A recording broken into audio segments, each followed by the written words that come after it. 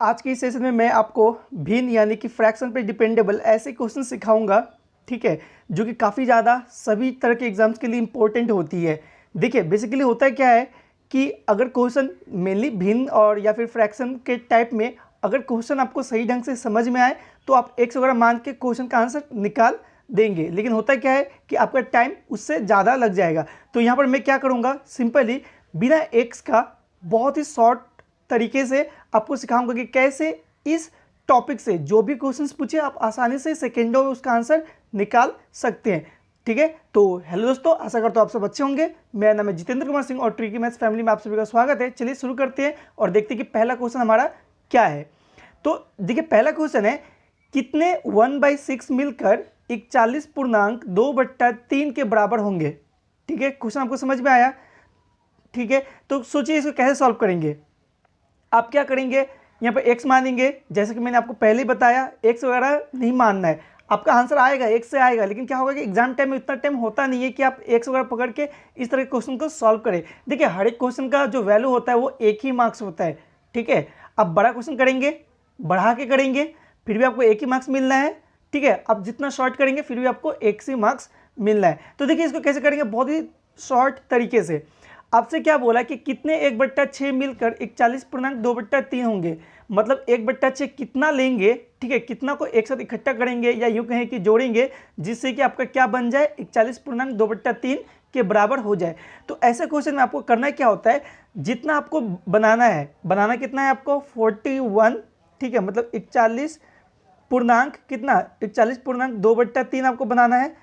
ठीक है, 41 पूर्णांक 2/3 बनाना है। तो इसको आप पहले सिंप्लीफाई कर लीजिए, मतलब ये मिक्स फ्रैक्शन है, इसको सिंपल फ्रैक्शन में लिखिए। तो क्या हो जाएगा, ये 3 से गुना कीजिए तो हो जाएगा कितना 123 और प्लस 2 मतलब 125/3।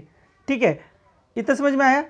आपको कितना लेकर इतना बनाना है, इतना बनाना है ना आपको, कितना लेकर 1/6 लेकर, तो बस उसी 1/6 मतलब जिसको लेकर बनाना है उसको उलट के इसमें गुना कर दीजिए। मतलब गुना करेंगे 6/1 से, 1/6 लेकर आपको बनाना था तो उसको उलट के लिखेंगे 6/1। अब सॉल्व कीजिए इसको, 3 से 6 कटेगा कितने बार में, 2 बार में। अब 125 से 2 को गुना कीजिए तो कितना हो जाएगा, हो जाएगा 150। ठीक है, तो आपका फाइनल आंसर क्या हो जाएगा 150, मतलब 150। 150 क्या हो जाएगा, यानी 150 1/6 लेंगे, 150 संख्या होगी 1/6 का, मतलब 1/6 लेंगे तो आपका क्या बनेगा, सबको साथ में जोड़ेंगे तो 41 पूर्णांक 2/3 आपका बन जाएगा। आई होप आपको समझ में आया होगा, कितना आसान है। देखिए मैं यहाँ पर लंबा चौड़ा आपको समझा के किया तो इतना टाइम लगा। अगर आप एग्जाम में करेंगे तो आपको ओरली ही इस तरह का आंसर को, इस तरह के क्वेश्चंस को क्या करना है, सॉल्व करना है। ठीक है, चलिए आगे बढ़ते हैं और देखते हैं अगला क्वेश्चन हमारा क्या है। अगला क्वेश्चन है, दो भिन्न का गुणनफल 14/15 तथा भागफल 35/24 है, इनमें से बड़ी भिन्न क्या है आपको बताना है। तो देखिए बेसिकली ज़्यादातर एस्पिरेंट्स करते क्या है कि दो भिन्न को वो एक्स वाई या फिर ए बी मान के करते हैं, जिससे क्या होता है लंबा समय लग जाता है। चलिए मैं दिखाता हूँ कि कैसे आप इसको ओरली इसका आंसर निकाल सकते हैं। तो देखिए जब भी आपको दो भिन्न का गुणनफल दिया हो और भागफल दिया हो और उसमें से बड़ी भिन्न पूछे तो आप क्या करेंगे, दोनों भिन्नों को गुना करेंगे और उसको रूट अंडर में करके लिखेंगे। ठीक है, उसके बाद उसको सॉल्व करेंगे, जो भी आएगा वही होगा आपका सबसे बड़ा भिन्न। चलिए मैं करके दिखाता हूँ। जैसे यहाँ पे है 14/15 पहला भिन्न, मतलब जो कि गुणनफल है। दूसरा क्या है, भागफल कितना है, वो है 35/24। इन दोनों को आपस में गुना कीजिए, अब इसी को रूट अंडर में लिखिए। ठीक है, अब इसको सॉल्व कीजिए तो देखिए ये 14 7 2 से कटेगा 7 बार में और 24 कटेगा 2 से 12 बार में। फिर ये 15 जो है 5 से कटेगा 3 बार में और 35 7 बार में। आगे सॉल्व करेंगे तो रूट अंडर 49। ठीक है, बट्टा कितना आ जाएगा 3 गुना 12 यानी कि 36। ठीक है, तो अब इसको रूट हटाइए। ठीक है, ये पूरा का रूट अंडर होता। ठीक है, तो जैसे रूट हटाएंगे तो कितना आ जाएगा, ये आ जाएगा 7 बाई कितना 36 का रूट हटाएंगे तो कितना हो जाएगा 6। तो 7/6 जो हो जाएगा वही होगा आपका फाइनल आंसर। चलिए मैं इसको इधर लिख देता हूँ। ठीक है, इसको मिटा के मैं यहाँ पे लिख देता हूँ तो कितना हो जाएगा 7/6। ठीक है, ये हो जाएगा आपका सबसे बड़ा भिन्न।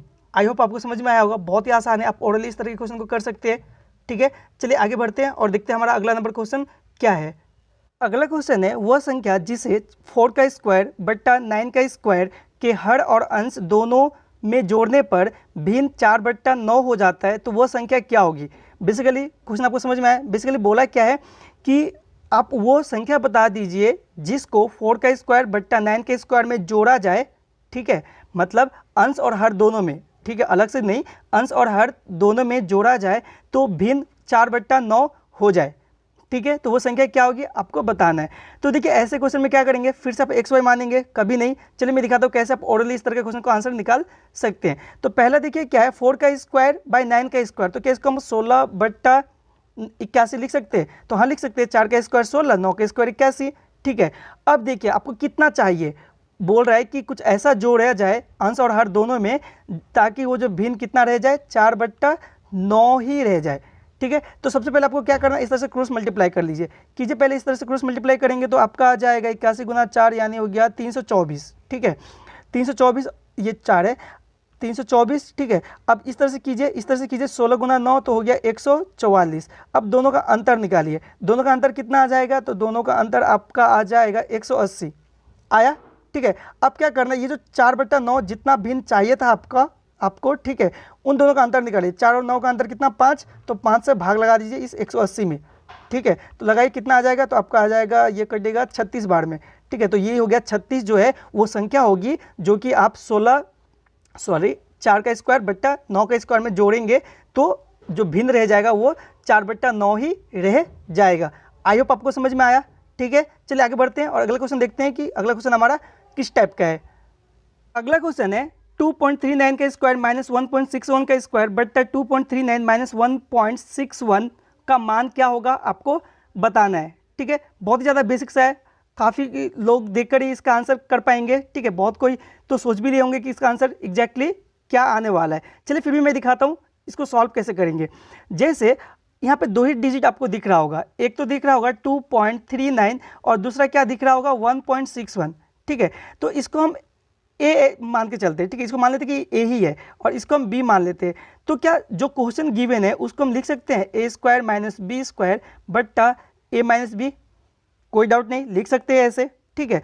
अब देखिए ये देखिए एक फॉर्मूला में आपको दिख रहा होगा, वो क्या है, वो है ए प्लस बी और एक तरफ हो जाएगा ए माइनस बी, बट्टा में क्या हो जाएगा ए माइनस बी, ठीक है। तो बस ए माइनस बी और ए माइनस बी कैंसिल हो गया, आपका बचा क्या, ए प्लस बी बचा। तो ए एग्जैक्टली था क्या 2.39 और बी क्या था 1.61, ठीक है। तो आपका ए प्लस बी है ना, तो आप दोनों को क्या कीजिए आपस में जोड़ लीजिए। तो जैसे आप जोड़ेंगे तो आपका एग्जैक्टली आंसर कितना आ जाएगा, ठीक है। खुद से जोड़िए और बताइए इसका आंसर क्या आएगा, कमेंट बॉक्स में लिखिए कितना जोड़ने के बाद आ रहा है, ठीक है। आई होप आपको समझ में आया होगा। देखिए आपको ये सब नहीं करना है, आपको क्वेश्चन देखते ही, ठीक है, पूरा पैटर्न्स को समझ जाना है और इसका आंसर कर लेना है एग्जाम टाइम में, ठीक है। चलिए आगे बढ़ते हैं और देखते हैं अगला क्वेश्चन क्या है, इसका आंसर आपको बताना है एग्जैक्टली कितना आया है, ठीक है। तो देखिए अगला क्वेश्चन हमारा क्या है।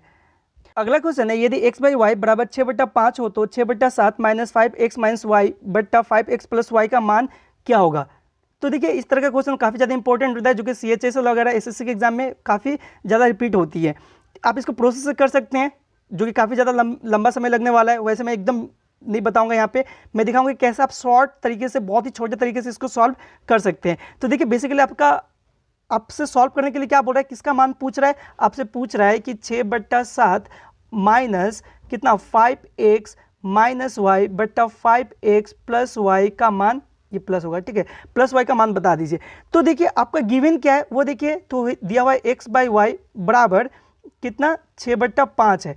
तो ये जो 6/5 है ना, इसी को ये 5 में और इस 5 में गुना करके लिखिए और y के जगह पे बस 1 मान के चलिए। मतलब आप क्या लिखेंगे, आप लिखेंगे 6/7 minus 5x minus 1 by 5x plus 1, ठीक है। अब इसको सॉल्व कीजिए। तो देखिए x के जगह पे मैं क्या रखने के लिए बोला आपको 6/5, तो 6/5 रखेंगे तो क्या हो जाएगा, देखिए यहाँ पर तो हो जाएगा 6/7 माइनस यहाँ पर क्या रह जाएगा, यहाँ पे रह जाएगा, जैसे x के जगह पे 6/5 रखेंगे तो आपका हो जाएगा 6, ठीक है, क्या हो जाएगा 6 माइनस 1 बट्टा यहाँ पर क्या हो जाएगा, यहाँ पर हो जाएगा आपका 6 प्लस 1, ठीक है। अब आगे इसको सॉल्व कीजिए। तो आगे जैसे आप इसको सॉल्व करेंगे, ठीक है, तो आपका क्या हो जाएगा, देखिए यहाँ पर तो हो जाएगा 6/7 माइनस कितना हो जाएगा, माइनस हो जाएगा आपका 5 और नीचे क्या था बट्टा 7। आगे सॉल्व करेंगे तो क्या हो जाएगा, यहाँ पे आ जाएगा बट्टा में 7 और इधर 6 से 5 घटेगा तो 1, मतलब 1/7 जो हो जाएगा आपका राइट आंसर हो जाएगा। मतलब 6/7 minus 5x minus y by 5x plus y का मान क्या हो जाएगा, 1/7 हो जाएगा। ठीक है, आई होप आपको समझ में आया होगा, बहुत ही आसान है। फिर भी अगर आपको कहीं पे कन्फ्यूजन लग रहा हो तो आप मेरे को कमेंट बॉक्स में लिख सकते हैं। मैं नेक्स्ट सेशन में और भी इसका अच्छी तरह से क्लैरिटी आपको बताऊंगा कि एग्जैक्टली मैंने ऐसा क्यों बताया और क्यों किया। ठीक है, चलिए आगे बढ़ते हैं, देखते हैं अगला क्वेश्चन हमारा क्या है। देखिए अगला क्वेश्चन है 999, ठीक है, पूर्णांक 98/99 इंटू 99। ठीक है, क्वेश्चन आपको दिखा, इसका मान आपको निकालना है। तो देखिए इस क्वेश्चन को मैं बिल्कुल यहाँ पर नहीं करवाने वाला है, क्योंकि इस तरह के क्वेश्चन को करने के लिए सबसे आसान सा मेथड जो है वो है डिजिटल रूट का। ठीक है, वो है डिजिटल रूट का। तो डिजिटल रूट होता क्या है, तो देखिए मैंने एकदम अलग से सेपरेट एक अच्छा सा वीडियो बनाया है जहाँ पे इस क्वेश्चन को भी वहाँ पे मैंने एग्जाम्पल के तौर पे करवाया है। तो आप उस वहाँ पर जाकर, मैं डिस्क्रिप्शन में उसका लिंक दे देता हूँ, वहाँ से जाकर आप देख सकते हैं और इस क्वेश्चन का सॉल्यूशन भी देख सकते हैं कि एग्जैक्टली इसको सॉल्व कैसे करना है, और साथ ही साथ डिजिटल रूट को भी अच्छी तरह से समझ सकते हैं, क्योंकि डिजिटल रूट बहुत ही ज़्यादा इंपॉर्टेंट टॉपिक है, एक बहुत ही अच्छा सा प्रोसेस है लंबे चौड़े क्वेश्चन को बहुत ही शॉर्ट तरीके से सीखने के लिए, करने के लिए। ठीक है, चलिए आगे बढ़ते हैं और देखते हैं अगला क्वेश्चन क्या है। अगला क्वेश्चन है, एक भिन्न जिसका हर 30 है तथा जो 5/8 तथा 7/11 के बीच स्थित है, तो वह भिन्न क्या होगा आपको बताना है, जिसका हर क्या होना चाहिए, 30 होना चाहिए। तो देखिए इस तरह के क्वेश्चन बहुत ही ज़्यादा आसान होते हैं, आप सभी जो भी है आप लोग समझ ही चुके होंगे कि एग्जैक्टली करना कैसे है। चलिए मैं फिर भी बता देता हूँ। जैसे आपको क्या बोला है कि 5/8 और 7/11 के बीच में एक ऐसा भिन्न हो, ठीक है, जिसका हर क्या होगा, 30 होगा। तो सबसे पहले क्या करेंगे, इसको सिंप्लीफाई करेंगे और इसको सिंप्लीफाई करेंगे। मतलब ये तो फ्रैक्शन में है, भिन्न में है, इसको दशमलव में लिखिए। तो दशमलव में लिखेंगे तो कितना आ जाएगा, ये आ जाएगा आपका 0.625 और ये कितना आ जाएगा, ये आ जाएगा 0.636। ठीक है, आया। अब आपको क्या करना है, जो भी ऑप्शन गिवन है, देखिए ऑप्शन गिवन क्या है, 18/30, 19/30, 20/30, 21/30। अब क्या करना है, सभी को बारी बारी से दशमलव में लिखना है, लिख के देखना है कि एग्जैक्टली कौन सा ऐसा फ्रैक्शन है जिसका दशमलव मान इन दोनों के बीच में आता है। जो भी इन दोनों के बीच में आएगा वही क्या हो जाएगा, आपका राइट आंसर हो जाएगा। ये आपको करना है और आपको बताना है कि एग्जैक्टली इसका आंसर कितना है। ठीक है, चलिए आगे बढ़ते हैं और अगला क्वेश्चन देखते हैं कि अगला क्वेश्चन हमारा क्या है। अगला क्वेश्चन है, वह संख्या कौन सी है जिसके 1/5 भाग में 4 की वृद्धि करके 1/4 भाग में 10 की कमी के बराबर हो जाता है। तो देखिए आप हमेशा एक चीज़ याद रखिए, जब भी आप फ्रैक्शन वाला क्वेश्चन करें तो क्वेश्चन को ध्यान से पढ़िए और क्वेश्चन को समझने का कोशिश कीजिए। जैसे इस क्वेश्चन में भी सेम चीज़ आपको करना है, समझना है। जैसे बोला कि वह संख्या कौन सी है जिसके 1/5 भाग में, कितना, 1/5 भाग में, ठीक है, 4 की वृद्धि करके, 1/5 भाग में क्या, 4 की वृद्धि करके, वह कौन सी संख्या है जिसका 1/5 भाग में, कौन सी संख्या है, पता तो नहीं है ना आपको। तो मान लीजिए कि वो संख्या x है, ठीक है, x का 1/5 भाग में कितना वृद्धि करके, 4 वृद्धि करके 1/4 भाग में, ठीक है, फिर उसी संख्या का 1/4 भाग में कितना, 10 की कमी करके, 10 कमी करके क्या हो, जिससे कि दोनों बराबर हो जाए। जिसे कमी किया गया मतलब एक में वृद्धि किया गया, x का 1/5 में, मतलब कोई संख्या का 1/5 भाग में 4 वृद्धि किया गया, फिर एक संख्या में एक संख्या का 1/4 में 10 का कमी किया गया, तो दोनों आपस में क्या हो गया, बराबर हो गया। ठीक है, तो आपको बताने कि वो संख्या एग्जैक्टली क्या है, मतलब जिसको आपने यहाँ पे एक समझा है वो संख्या क्या है। तो आसानी से आप कर सकते हैं। चलिए मैं 1-2 स्टेप्स को सॉल्व कर देता हूँ, आगे आप सॉल्व करेंगे। तो इसको लिख सकते हैं x/5, ठीक है, +4 बराबर लिख सकते हैं x/4 माइनस 10। ठीक है, आगे सॉल्व करेंगे तो क्या हो जाएगा, देखिए आगे सॉल्व करेंगे तो हो जाएगा, अच्छा ये x है, हाँ x है, तो यहाँ पे क्या हो जाएगा x/5, ठीक है, माइनस x/4, साइड चेंज होगा तो, और बराबर में इधर क्या हो जाएगा -10, ठीक है, और प्लस इधर आ जाएगा तो क्या हो जाएगा -4।